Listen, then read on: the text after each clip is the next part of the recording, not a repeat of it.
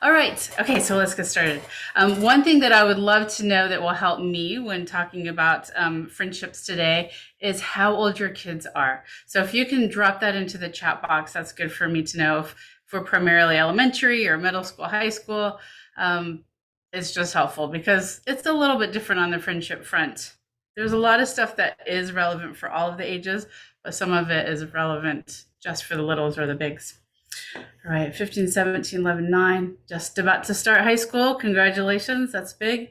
14, okay, great. Okay, so it looks like we have, okay, 7 and 8. So we do have, okay, 7-year-old goddaughter. All right, so we have mostly middle school and high school, but young ones too. So as we go, if questions come up specifically about the age for your child, please don't hesitate to ask. I will be watching that. And Anu and Val are here too to kind of back me up and make sure that I don't miss anything as we go. So, okay, friendship prep. This is what we're here for today. And it's an interesting thing because we can't do this for our kids. It's an area that we just can't jump in and say, let me fix all this for you. So we are doing this as a midsummer parent chat because we just can't wait for the fall for this particular topic. What we found is that, or what I found through research and through talking to lots of teens and parents, is that the first 3 weeks of school are so critical to making new friends and to kind of setting the friendship patterns for the year. So if we were to do this in late September, for instance, it might feel like, oh, we've missed that window. So that's why we're doing this special presentation in July. There's a lot of patterns that are formed, like who they're going to eat lunch with, who they're going to play with at recess, what clubs they're going to do, who they hang out with before and after school, who they walk with in the halls. A lot of that stuff happens in the first 3 weeks. Even the first day of school is very critical. So we just wanted to make sure that you have the tools to prepare your child for the next school year. So it starts with you having this information and then finding a way to bring your child into the conversation and helping them to prepare both with the skills, also the mindset. There's two pieces to this, and we want to make sure that you have that so you can pass it along to your child. Now, heading into the new school year, as you can imagine, like think back to when you were a kid. There was an excitement, right, about starting the new school year, but anxiety and stress and excitement sit very close together on the feelings. And we can either feel those nervous like energy in our body as excitement, or we can feel it as anxiety. And as many of you probably know, these days, a lot of those feelings are interpreted as anxiety. So we want to make sure that as your child is feeling that anxiety, those butterflies in their stomach, that we are able to create a little bit more of a plan. I call it a friendship plan because the uncertainty is what really creates that anxiety.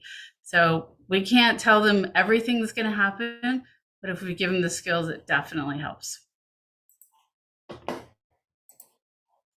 So heading into the new school year, it really is, for some kids, it really sparks their anxiety, especially if they've been over the summer able to relax and just be themselves, not worry about all the social stuff. The new year is just big, the beginning of school. There's a lot of new possibilities. We see that, and they usually see that too, right? But it's such a minefield of uncertain social interactions. That's really more than the academics for most kids. It's the social piece that really causes a lot of anxiety. So what do they need? It can be boiled down to 4 areas for us as parents as we are supporting them, right? So first we need to listen to them. Listen to their concerns, listen to the things they're excited about, and just be there with them. We can validate their feelings, whether it's the feeling is of excitement or anxiety. We can validate those feelings without saying, without kind of adding to it, right? We don't have to jump in with them if they're anxious. We don't have to jump in if they're feeling like it's going to be a horrible school year, but we can say, oh, I understand that feeling. You can say that sucks is a thing that you can kind of, for the older kids in middle school and high school, that kind of just sums it up for them. Doesn't mean you have to say it's, a doomsday, it's going to be a horrible year. You're just listening and you're validating feelings. The third piece, which is what we're focusing on tonight, of course, is preparing them with the right skills that they need so that those first 3 weeks, they step into the classroom, they step into the halls of school, and they're ready to go. And then as you watch them go through the ups and downs, the emotional ups and downs, you're going to be there to support them through that. Not by fixing it, not by having all the answers, not by trying to make them happy. You're just going to be there to support them as they go through the ebb and flow of new friendships, new connections. Before I truly dive in, I want to ask you, in addition to the ages, I want to know what brought you here tonight. And for some of you, it may be that last year was a really rocky year socially. For others, you may think, it's good to learn. Why not come? For some of you, it may be that your kids have been in between friends for quite a while. I prefer to use that term than no friends, because everybody's friend is out there waiting for them. But it's something that, you may be concerned. Or maybe your child, because of the pandemic, many kids really affected. And so they don't have the skills. They're behind in math and they're behind on social skills. So just let me know what you're here for. Okay. Let's see. And I'll just wait a second. I'll let you think about it. If you're like me, it takes me a minute to think about the answers to questions like this. All right. She doesn't know how to make friends. Yeah, that's one for sure. Change of school plus the pandemic. Yeah, there's a change of school, like going up a level, right? From elementary to middle to high school to college. And then there's also just changing schools, even like maybe 7th to 8th grade, but changing schools. Maybe they got into a choice school, something like that. All right. Okay, all that you said. All right, awesome. Socially challenged, anxiety and social pressures, was hurt by good friends, so scared to reinvest. I totally understand that one. I'm gonna mention this at the very end about a social support group that I've started for girls in particular, that is for middle school and high school girls. And it's a weekly session where we talk about social stuff. And one of the things I find with kids who have had friends kind of, the friendship ended not so well, they might put up this wall and they don't want to reinvest, like you're saying, into new ones. They don't want to be vulnerable again. And we want to make sure that she's able to pull that wall back down so that she can make new friends, because you got to be vulnerable to do that. But it's really hard if you've been hurt, as we all know. Okay, change of new school. I'm struggling with making friends, too nervous to reach out, and being quick to judge potential friends. Oh my gosh, this is all, you're in the right place. The making new friends, we're going to talk about that. Too nervous to reach out.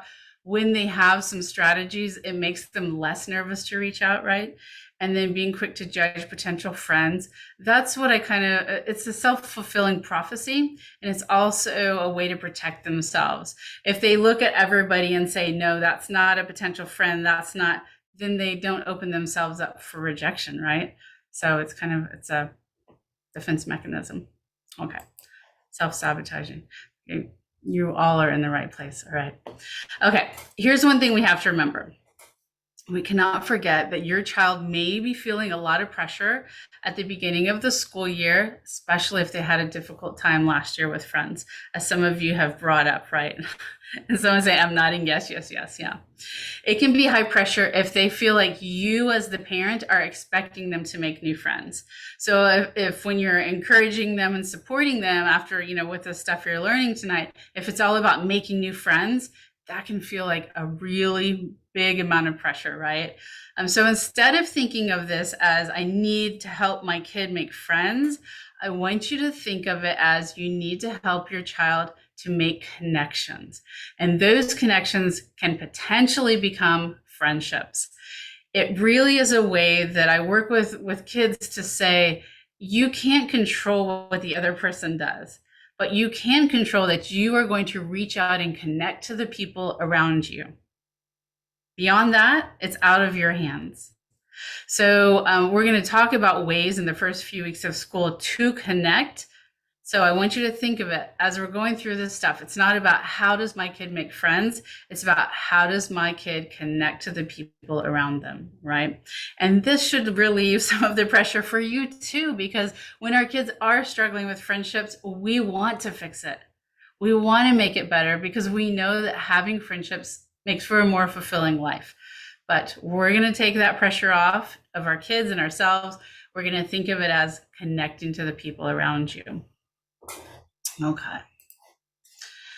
Now, as you're working with your child to prepare them for the next year, keep in mind that it's best to encourage and advise rather than lecture.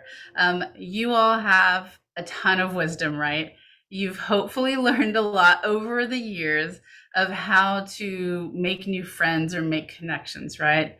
But we have to also remember our kids are on their own journey. They don't have the years on the planet that we do, and they don't have the wisdom yet. And they have to go on this journey to collect the wisdom into their own backpacks, right? We can't pack their backpacks with wisdom for them. They have to do it themselves. So when your child is pushing you away, because they're going to, because they want to, and they should gain independence. And the thing is, lectures just aren't as effective. So we have to use the idea of encouraging and advising only when they will accept it as a way to be more effective in supporting them through these connection things, these friendship issues. So encourage them to experiment, to gather their own wisdom, to venture out into the world, and then offer advice when they're receptive. And when I say when they're receptive, it means when they're not in a heightened emotional state. And the best thing to do is to say, I've got some advice. Are you interested in it? Or I've got some ideas. Are you willing to hear them? If they say yes, then they're going to receive it more. But if you just start in with the advice, a lot of your kids are going to just push you away. Now let's talk about relationship skills. We've kind of talked about our own stuff as parents we need to do and think about, but we want you to walk away with concrete ideas of what to teach your children. And there's lots of things we could go over, but I kind of boiled it down to some basics for tonight. So there's something called like the law of attraction, and people kind of define it different ways, but it's kind of like attracts like. And so while we have people in our lives that aren't exactly the same as us, we tend to attract the type of energy that we are putting off in this world. So it's important for your child to build up their confidence and their energy and their willingness to connect with people, because that is what will either push people away or pull them towards your children. So we've got a few ideas tonight on how to do that. These may seem out there, but I'm telling you, all the years I've worked with teens, these are things that can really work. So one idea is to have your child wear or have a piece of clothing or an item that represents something they're interested in. So one thing from this summer that is so many people are talking about is the Taylor Swift concert tour, right? So a lot of people went to this Taylor Swift concert, but not everybody did, right? But if your child, for instance, was a Taylor Swift fan, they could wear a Taylor Swift t-shirt. It is a topic of conversation. So even if your kid is shy, this works really well, because if they're wearing a Taylor Swift t-shirt, somebody over here is a Taylor Swift fan, and they may say, hey, did you go to the concert? It's okay if your child says, no, I didn't get to go, but that starts a topic of a conversation that is based on a similar interest, right? Or somebody makes fun of them. Either your child can play off of that and be okay with it, or maybe your child's like, yeah, okay, so this is not a friend of mine because I'm a total Taylor Swift fan. So, but that can really help. Same thing if they are into video games, if they are into a certain band or a certain movie like the Marvel series.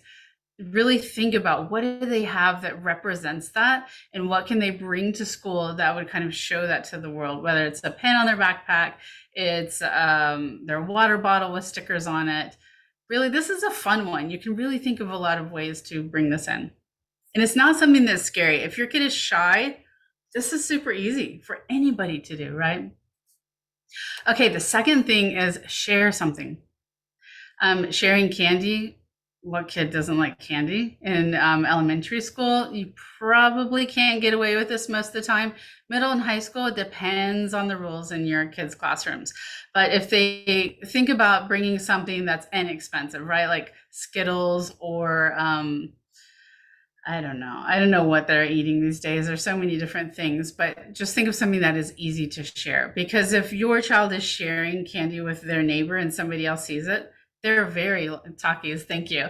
They're very likely to say, hey, can I have some of those? It's a really easy way to get people to come to you versus going out the other way. And also, if you're sharing your pens or, stickers, things like that. When my older one was in elementary, he carried his Pokemon cards. Yeah. And that always attracted the other kids. Yeah. And Pokemon cards have made a comeback for all ages. I don't know if you know that. But yeah, my kid was just going through them. Who was 23, was just going through her Pokemon cards. And so was my 25-year-old. So, but yeah, something as easy as Pokemon cards, you get them out, you're looking at them, and people might say, hey, which one is your best one? Or again, it attracts the people that have a similar interest. So that's already big bonus points in making connections that could be potential friends. All right, the next one, ask a question about classes and about teachers. Everybody is going to have that front of mind, what classes they're taking and what teachers they have. If your kids are in elementary, they can talk about, do they know who this teacher is? Had they had siblings in this teacher's class? Are there friends in the other classes? There's lots of buzz about that. They can talk about their like their choir teachers and all of those things. So this is a super easy thing to talk about for anybody the first day of school, but the first few weeks as well. The last thing is body language. This is one that you can really start to work on with your kids if they're open to it. You can't force feed this idea, but you can bring awareness to it. Body language is something that if your child can really become aware of it, it can make such a huge difference in the classroom. And it is something, again, for somebody who's shy, it's something that's a little bit easier to make a change. I'm going to talk about body language in a second, but I want to ask you another question. Are there any other ideas that you have? We've gone through those 4, right? Any other ideas on how your child can attract people to them? And I want this to kind of be the beehive mind here, because the more things we can come up with, the better. I could have made a slide with like 20 things, but I think it's always better if we think of them together. So if there's anything, you can put those in the chat box and we can all benefit from that. 1 second. Okay, I think everything is still working here. Something weird just happened on my screen. All right, and well, if it comes up as we go, pop it in there if you think of other things. All right. Okay, so body language. If you just look at these 2 different kids here, the one on the left, he's looking up, his eyes are open, nothing's in his hands, he's not busy doing anything, his arms aren't crossed in front of him. He looks like someone who is more ready to talk to someone, right? The girl on the left, her head's on the desk, and it says to people, don't bother me. I don't want to talk to anyone.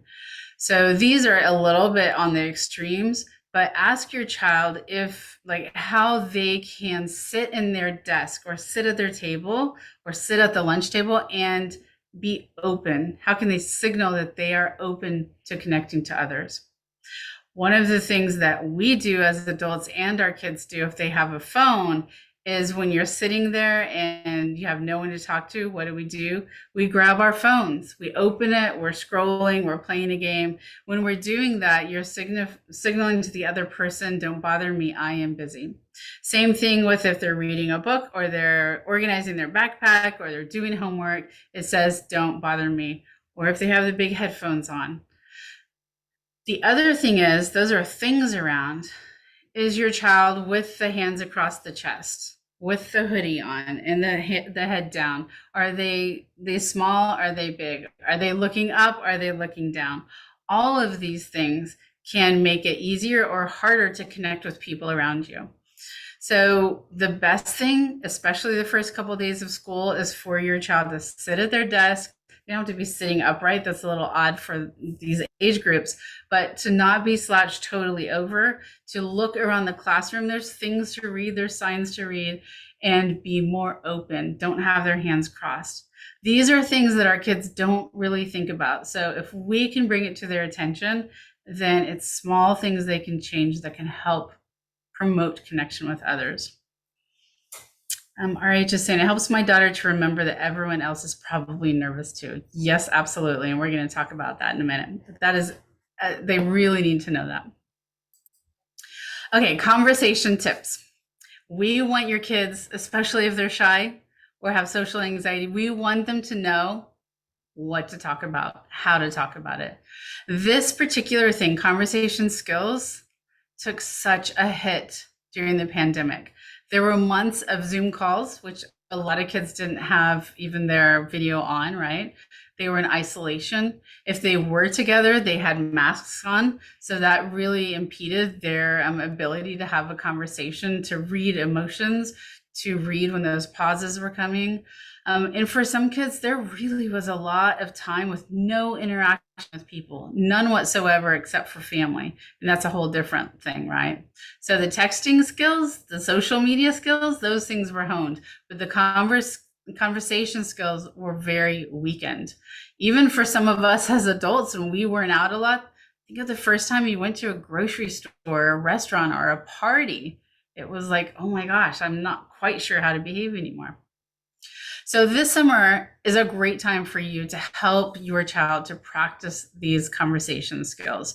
So whether you're with family and like a family gathering, if you're with friends of the family, if they're with friends, if you're at a restaurant, a grocery store, a theme park, let your child do more of the talking than normal. If they're going to go to a restaurant, have them order. If they're going to, if they're starting a new sport, have them talk to the coach, have them talk to their teammates. It may be really hard for you if you have been stepping in and they're on the shy side. Just stay there and let the silence be there. Sometimes you can even just walk away. You can say to them, I need you to check in with the coach. I'm going to go over here. Or I need you to go order your stuff. Here's the credit card. I'm going to be over here. So that you show them not only that they can do it, but you show them that you believe in them, that they can do it. So you got to give them those opportunities. Okay.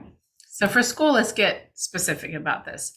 One of the things that I want you to do, if you can get your child on board, is to brainstorm the topics that they can talk about with their classmates. Remember, I was saying that uncertainty is what really fuels the anxiety. So if you can give them some specific things to talk about, or they can come up with the idea, I should say, then they walk into these potential connections with people around them with some ideas of what to talk about. Here's a few that are really easy and really natural in the first few weeks of school because they're relevant to everyone, okay? So what did you do this summer? Not everybody goes on trips, but everybody did something. Whether it was I did nothing, I stayed at home, that's still doing something. Whether it's, I played video games for 5 hours a day, or I went on some amazing trip. Everybody's got a story about summer. What classes, teachers do you have? Everybody wants to talk about that.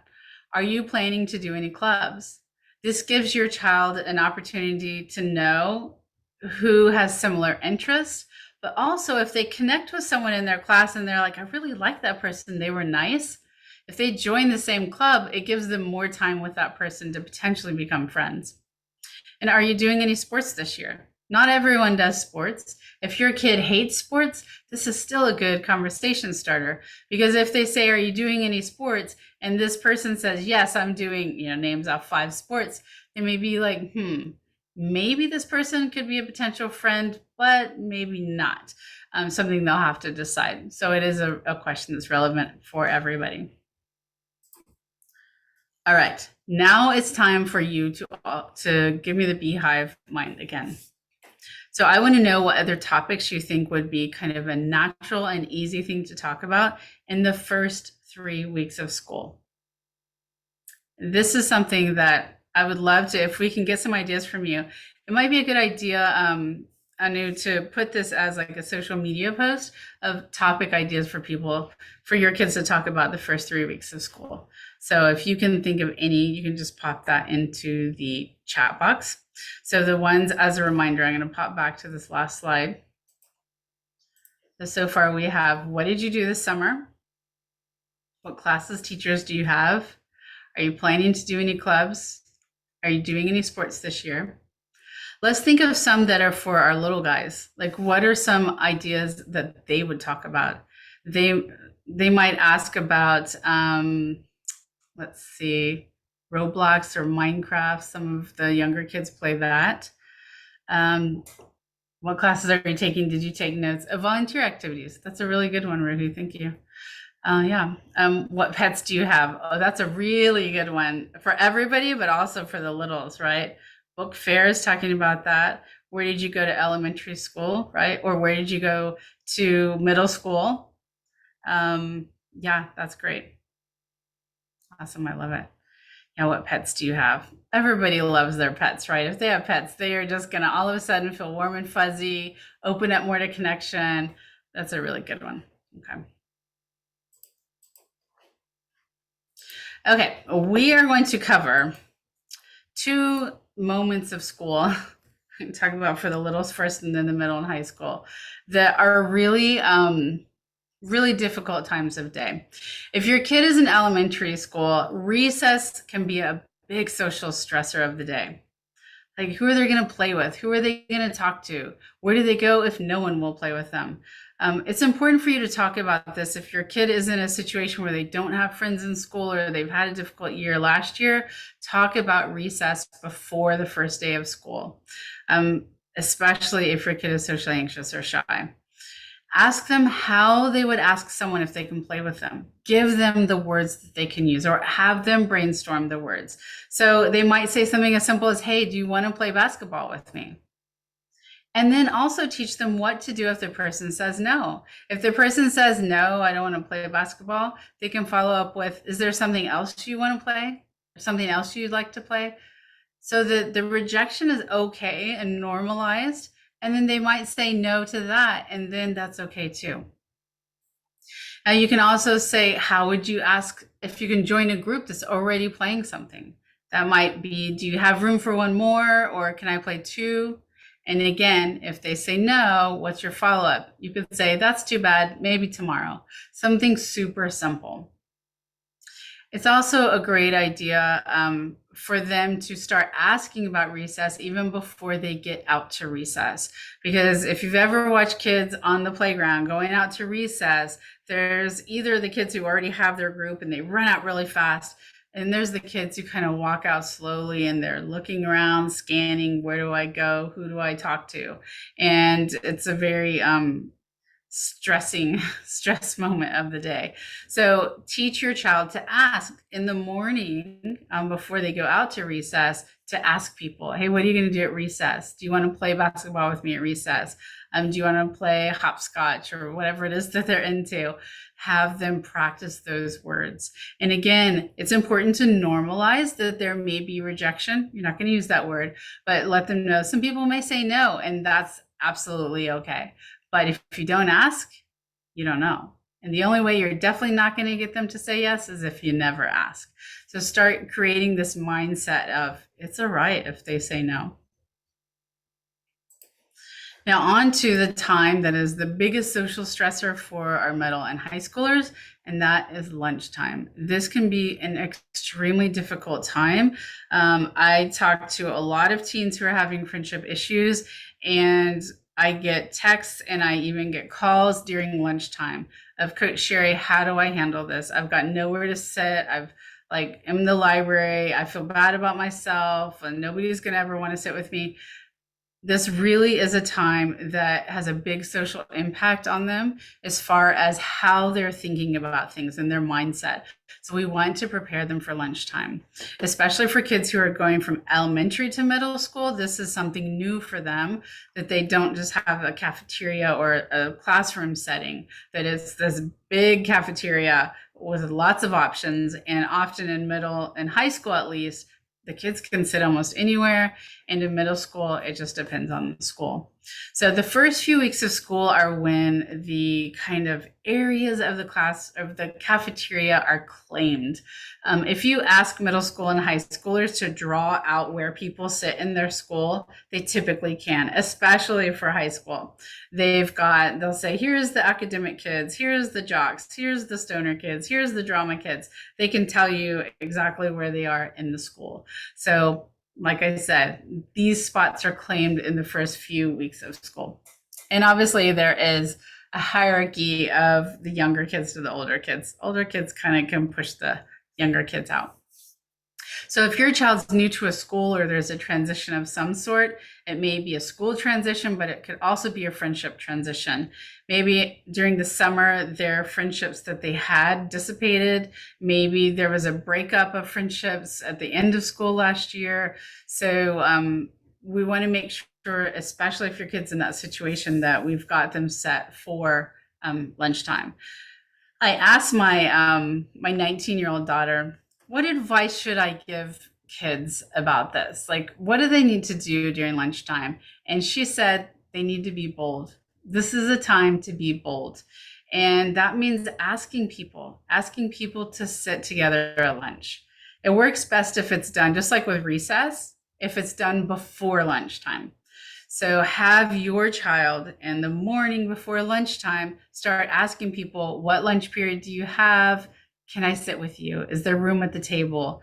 They could be vulnerable and say, I'm new to the school and I don't have anyone to sit with. Do you have room at your table? Things like that. But it does take, you got to be bold to do that because you are setting yourself up for rejection. But if you don't ask, you don't know what the answer is going to be.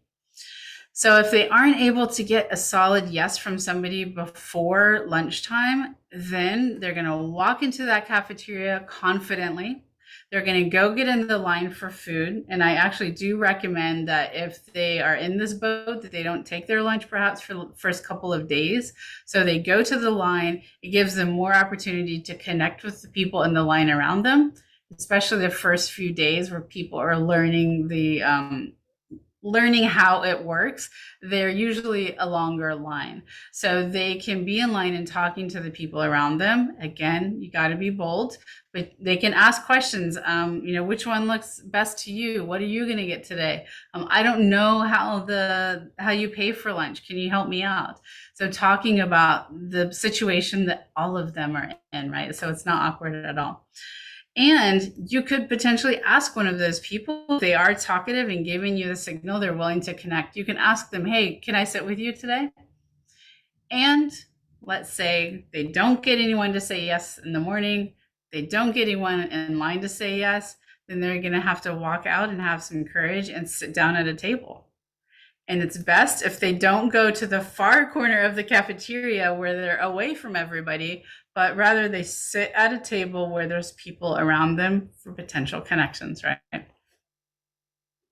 Is this bringing up anything for people thinking about their own teen years?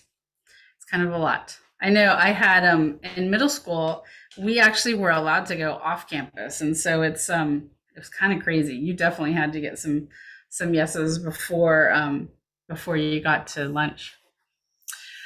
All right, this is what I think it was RH was talking about up above in the chat box about the other kids.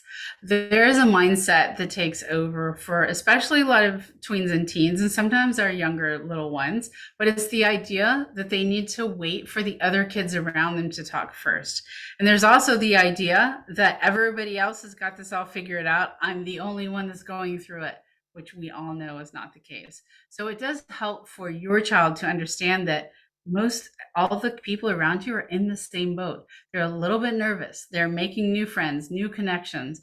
They are also attending the first day of school. Some people are going to be new at the school. They don't know who those people are and they aren't.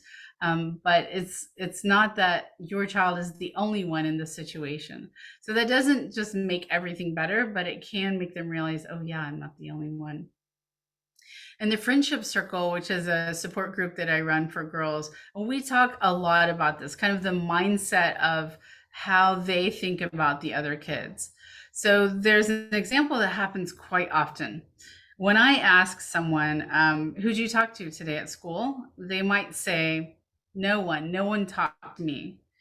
And I always have to laugh and ask them, did you talk to anyone? And 9 times out of 10, they say no.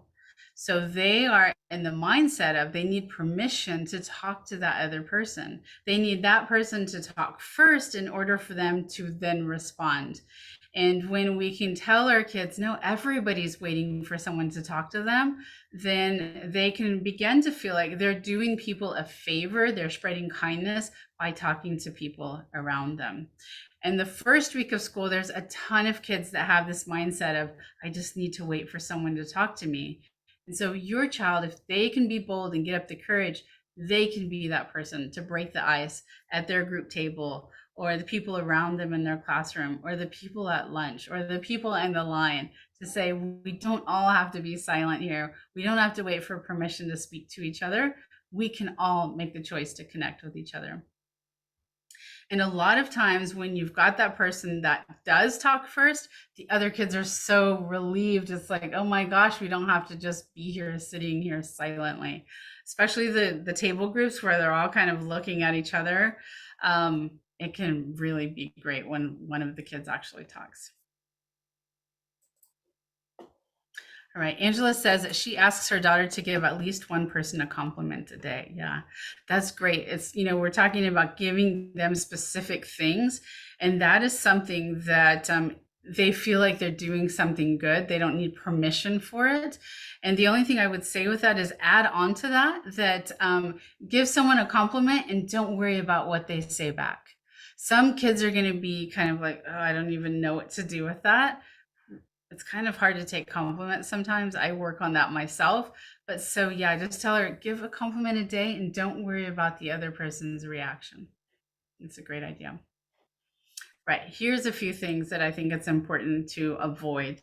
When you're giving your child advice, we have to remember they are kids, they're not adults. So making friends is different. It's a different environment. There's a different set of rules, is all I can say. So be really mindful of the advice that you're giving them. All right. So the first thing is just saying to your kid, just talk to someone. Now you're probably thinking that completely contradicts what I was just saying. But when you have just talked to someone in a bubble, that's the only thing you're giving to your kids, it makes it seem so easy. And to them, it's like, Mom, Dad, you don't get it at all. But when you're telling them, talk to someone, encouraging them, giving them the skills to do that, the conversation skills, it's completely different. So, and also this one, I hear this from a lot of kids who are having friendship issues. When their parents will say, just talk to someone, they feel this huge sense of failure. They feel like, oh, my parents think I'm doing this all wrong. Or if I just talk to someone, I would make a new friend. It would be that easy. So we have to just be mindful about using this phrase. Doesn't mean we can't encourage them to talk to people, but it's not a standalone comment. Just introduce yourself. This is an interesting one. Kids don't introduce themselves. We might be, as adults, if we went to a conference, let's say, you would go to a table, you might say, hi, my name is Sherry, I'm with TeenWise. And in the teen world, if you do that, people are going to look at you like you are really weird. Why are you introducing yourself to me? Add a handshake and forget it. Half the people aren't going to talk to you again. So the way that it actually works in even the little kid world too is you go up, you have a little bit of a conversation interaction about something, and then casually you drop your name. So it's backwards from how a lot of adults would do it. You start out with connecting and then, oh, by the way, my name is Sherry. And that's how it would go. So we have to be careful with the just go introduce yourself to people. The next thing is you have nothing to worry about. We say this because we love our kids and we care about them. We don't want them to be anxious and worried about the first day of school or about making friends or about making connections. But when we say this, they take it as you're minimizing what they're going through. Because they're like, yeah, I've got a lot to worry about. I don't know if Johnny's going to talk to me. I don't know if Sarah's going to be my friend anymore. I don't know who I'm going to play with at recess or who I'm going to sit with at lunch. So when you say you have nothing to worry about, it's not validating all that they're going through. It's minimizing it. So we have to be careful with that phrase. And then, yes, I'm guilty of that. I can sometimes minimize her feelings when I encourage her to get out there. Yeah. We do that because we care about them, right? Like, oh, that's no big deal. Don't worry about it. Just go do it. So we just have to watch ourselves. And when we become aware of that minimizing, then we can change up our language, and it really adds a whole new layer of support that we can offer to our kids. My daughter has maternal tendencies, so I try to redirect that to reach out to help people. Yeah, that's great. Yeah. If you've got a child who's a nurturer, the person who likes to take care of people, you can absolutely phrase this as you're not trying to make a friend, although they might, but you're trying to support and help people around you. Okay, the last one, everyone will love you. Of course, we want that for our kids. And we think that because we love our kids so much. We see the amazingness. We love everything about them, even though sometimes they drive us crazy. We love them so much. But when we say this, it's an eye roll moment for our kids. They're like, of course you're going to say that, right? And they're just like, use the teen word. It's just cringe to them when you say something like this. They know you're obligated to say this. They know everyone's not going to love them. And it also reduces your street cred if you say to them, everyone's going to love you, because they're like, that's just not true. Is anything standing out for you on this stuff that we're talking about? It's a lot of stuff we're going through. Okay. All right. This is not supposed to be a void. This is going to be stuff that we should do. So ixnay on the void. These are things you want to work on. Saying things like, how are you feeling? Is there anything I can do to help? What are you most excited about? It might be kind of hard, but you can do this. These are some things you can say as they're starting school, coming home and things are going on. Maybe they had a great day. Maybe they didn't have a great day, but that you can be there to support them. And notice the second one. Is there anything I can do to help?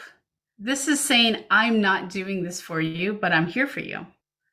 I'm here for you if you want that advice. You're kind of planting that seed, but you're not saying, here's what you need to do. If you've gone through some of this stuff over the summer that we've been talking about tonight, you might say, I wonder if there's anything that we had talked about preparing that you could work on. Is there something you want to practice with me? Do you need me to brainstorm with you? So that it's a collaborative moment versus I'm going to fix it and tell you how you need to do this. Now, I want you also to remember this, that as they're going through all of the social stuff, especially in the first few weeks of school, it might be a really big emotional roller coaster for your kids. There might be days where they are rejected. When they put themselves out there, they connect with people, they're vulnerable, and they get rejected. They might experience that. They might have, they might cry, they might be angry, they might be frustrated. All of those emotions are okay. They can feel all of those emotions, and it's okay. It's not your job to take those feelings away from them. It's only your job to support them to process through those emotions and to know that they're unconditionally loved at home. So you can let yourself kind of relax a little bit, knowing you don't have to fix it all. You don't have to make them happy. That's not your job either. You just have to be there for them, listen to them, validate their feelings. And make sure that your child knows that you believe in them. Because when you say to them, you've got this, I believe you can do this, you're telling them, you're reminding them, you can do this. And when their confidence wanes, they need to hear this from you. They need to feel this from you. They might lash out at you. They might be mad and say, I don't have this, I can't do this. But you're just going to stay calm, and you are going to be there like the emotional rock they need, saying, I know you can do this. I know this is hard right now. I can tell that you're really sad, but you can do this. All right, let me catch up in the chat box for a sec. All right, so if your kid happens to miss the first few days of school, let me start over. So if your kiddo happens to miss the first few days or weeks, is it difficult for them to recover? It is not, I don't want to say it's not difficult. It's more challenging, let's put it that way. It doesn't mean that they can't do it, but when they come in, they're going to kind of be, there's going to be a little bit of the stuff that's already structured, right? Where people are sitting, who they're hanging out with at lunch. But it doesn't mean that, oh, forget it. your kid is like not going to have a social life for that year. It just means that they're going to have to really be mindful and aware when they walk in, have this friendship plan, and know that it may just be a little bit tougher. But it may also be a little bit better because kids are not going to be as stressed. You just don't know. You just don't know. But it can be a little more difficult. Okay. We're learning to support social relationships when our children are shy and have a hard time making friends. But what can teachers or adults do to support the other side so that children are more happy to accept others and not just say no, that they can be more accepting of others? Okay. I'm going to table that just for a minute because we are going to, that's actually my next slide. All right. You got this. This is so important. Don't try to fix everything. Yes. I just joined. Is there a recording available? Val and Anu, I'm going to have you answer that. Okay. Oh, yeah, you just did. Thanks, Anu. Things to avoid saying, totally agree. I recently told my kids I hate meeting new people. I feel so awkward. I feel myself getting anxious before gatherings where I don't know people, and I'm terrible at remembering names. They found this fascinating and also so funny because I talk to everyone and anyone and always introduce people to one another in social groups. Yeah, that's so great because your kids sometimes, especially if they're younger, when teens not as much, but when they learn about our own struggles and weaknesses, they're like, oh, wow. Especially when you have found methods to overcome them, right? I am an extreme introvert and extremely shy. And so, but my kids are like, how do you go give presentations and talks and go to conferences? And it's because I come up with my friendship plan. It's not a friendship plan as much, but it's a connection plan. What am I going to talk about? Like, I'm going to New York next week for a conference. I know the people in the group that I'm going with only through Zoom. And so I'm already starting to think, what am I going to talk about when I'm there? Who am I going to have lunch with? How do I set that up? All of the things we're talking about tonight, I still do because I'm shy. And so I need to have these plans, right? Okay. All right. So, I see, Angela. I have taken my daughter to work to observe me when I present or run meetings with people, so she can see that I fumble on my words, get sweaty pits, etc. This is so good, so good. Yeah, we want them to see that we make mistakes or that we have things that are difficult for us, right? Yeah, absolutely. I love it. So we need to start thinking about how can we show that vulnerability to our kids, right? Okay, school support. This goes back to I believe was Melanie's question. Martha, sorry. Okay, so so we can work on things from our side, but sometimes your child might need support at school. It might be that you have recognized these patterns for the past few years, so you know at the get-go your child needs support. It may be after the first few weeks that you're like, yeah, things just aren't working. Maybe after the first week that maybe you need support from the counselor. So reach out to them. And just know that the counselor, just like you, can't fix everything. But sometimes the counselor can work in conjunction with the teacher to make certain arrangements in the classroom. And the best thing is for this to not be like so obvious.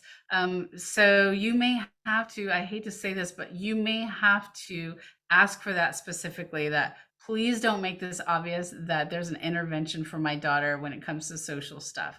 Because especially middle and high school, that can be something that really is a negative in the social world. I'll give you an example of how it should not be done, and then we'll talk about some potential ways it could be helpful at the school level. So let's say your child's in middle school having difficulty with social things. So you go to the counselor. The counselor goes to the teacher and says to the teacher, Veronica is not feeling a lot of, she's feeling like very alienated and needs help making friends.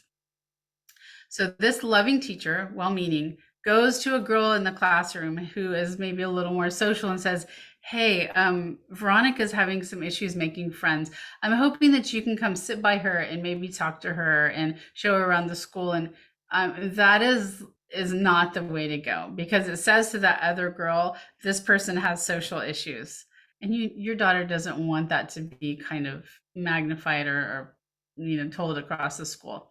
So how it could work is that the teacher moves somebody who's more social to sit by the person who's more shy without saying that piece of it. Just moving them and saying, we're making some movement, changing some seating around in the classroom without giving that explanation. Another thing that the teachers can do, or the counselors, sorry, not the teachers, is some of the counselors are teaching social emotional intelligence. They are teaching conversational skills. Not all of the schools have this, but a few of them do. So reach out to the counselor and ask about this. They may have a specialty counselor on site, but they also themselves may be doing that. And also maybe set up so that your child has the connection with a counselor in case they need to go in for that support. But this should be done kind of on the down low, so to speak, so that it's not announced to other kids in the school that your child is having social issues. Okay. Let me see here if there's anything else I have missed. No, I think we're good. Okay, so I mentioned a couple of times the coaching and stuff that I do. So there's two things I want to mention about myself and TeenWise and the support that I offer. One is that I have a Facebook group that is specifically for moms with daughters who are going through girl drama and friendship issues. And if you don't have a daughter going through girl drama or friendship issues, you can still pop into that Facebook group, because I have a lot of videos that are about connecting with your kids and about supporting them through friendship and such. And most of it is also relevant for boys. So don't feel like if you don't have a daughter that you can't come into the group. So you can do that with the bottom QR code here. Just pop into that group. And then also one of the things that I have been asked by parents is to create a workshop for kids to create their friendship plan. So we have I think it's 2 weeks, the first week of August, we have an online workshop for kids who are in middle school, especially good for kids going from elementary to middle. And we have one for kids going into high school, or they can already be in high school. But we're going to go through some of the stuff that we learned tonight, but I'll be doing that directly with your kids. And it's online, it's interactive. It's not a webinar like tonight. It's going to be an actual meeting, a Zoom meeting, so that we will be able to connect. The tricky part of that is they're going to have an opportunity to practice these conversational skills and social skills just by being on that call, because I'll be asking them questions, asking them to interact. We may do a breakout room, I'm not sure, because kids not necessarily like breakout rooms, but we're going to go over these things so that your child is going to leave with a friendship plan. They're going to leave thinking about the clubs they're interested in, the topics of conversation, things about themselves that they can bring up. So if you're interested in that, you can just pop onto that, the QR code. And like I said, there's a separate one for the middle schoolers and the high schoolers. Let's see, anything else I'm missing here? I think one thing, I'm going to go into questions. We can ask more in-depth questions if you'd like, but I just want to remind you that your kids, they're going to go through some difficult times and feel these difficult emotions, and it's okay. It's okay. It is building up their resilience. It is giving them an opportunity to learn about themselves. It's giving them an opportunity to learn new social skills and relationship skills and how to navigate those things. And it's giving an opportunity to experience those difficult emotions and understand that they can get past those difficult emotions. They don't last forever. So it's really good for them to understand that. Right. And like I said, I'm going to stay around for questions, but before you pop off, if you can put in the chat box for me just an aha moment or something that you think you're going to be able to use. I always love to hear that. It's very helpful for me when I'm creating presentations for you to know what is resonating with you. The other thing is, if you have ideas for topics for this upcoming year of parent chats, please pop those into the chat as well. Right. Do you have worksheets that kids can do on their own or with parents? Not sure if she'd be willing to do the workshop. Let's see. I don't yet. And I'm actually doing a new certification right now, working on some interesting ways to bring some of this to kids at all ages, but I don't have that yet. I'm so sorry. If she's not willing to do the workshop, you can always contact me about potentially private coaching, and I typically don't do single sessions, but as we're gearing up for the school year, sometimes I will do a special one-off session that's just to create this friendship plan. So, yeah. Okay. All right. Any questions? Like I said, it can be very specific to your family and your child if you have any questions. Help for foster children. All right, Amanda, can you expand on that? Help for friendship issues, social issues? Is there something specific in there? I'll just wait for a second while you think about that. Now, one thing I will say as I'm waiting for your answer to that is I would love to do more of these workshops for foster children. I know that they often are sent to new schools over and over. Keep in mind, all the stuff that we are talking about tonight is the same thing for them. Like, have them think about what are the things they can talk about when they're entering a new school. What are the kinds of friends that they're looking for? Who do they want to hang out with? What clubs can they join that are of interest to them? What are their hobbies? What are things they can have on them that attract people to them, so that other people are asking them questions instead of them having to reach out? And then also, foster kids have been through a lot, so their body language can often show that, understandably, because they're carrying a lot of emotions with them. So if you can work on body language with foster kids of how to be more open to connection through body language, that can be very helpful for them to make new connections and friends, right? Bye, Angela. Thanks for coming tonight. Appreciate it. Okay. All right. Got it, Amanda. I hear you. All right. So I hope that all of you have gotten something out of tonight. I know every time I sit down to make these presentations, new stuff comes up, and I just feel what the kids are going through and what you as parents are going through, because I wish that I could say, here's how to fix it all, but we just can't do that. We just have to walk, beside them or even behind them as they're going through all of these ups and downs of making friends and connections. And that can be really hard sometimes. But don't forget, as I said, they have the strength to do this, and so do you. So don't forget, you got this. All right, everyone, have a fantastic evening.